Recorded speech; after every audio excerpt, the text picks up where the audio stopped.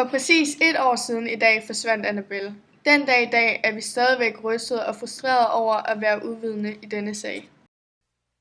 I dag er hendes veninder taget ud til hendes yndlingssted i skoven, hvor hun elskede at gynge og ryge.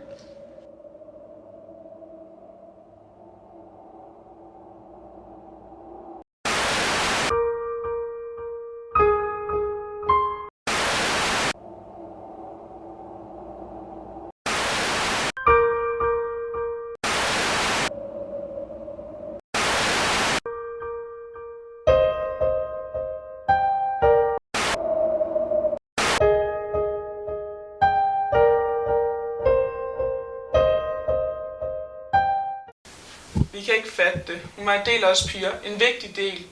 Vi savner hende så meget. Jeg savnede hende så meget. Vi tilbringede hver dag sammen. Hun var bare min bedste veninde. Hvad er der hun sket? Er hun bare stukket af? Jeg kan ikke rumme det her mere. Jeg skal finde ud af, hvor hun er og hvad der er sket.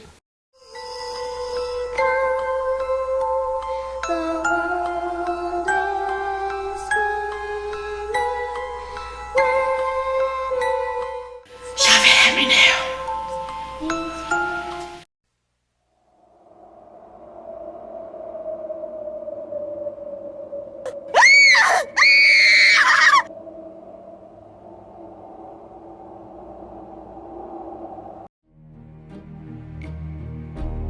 Endelig fik jeg den hævn, jeg ville have, efter de har behandlet mig som lort.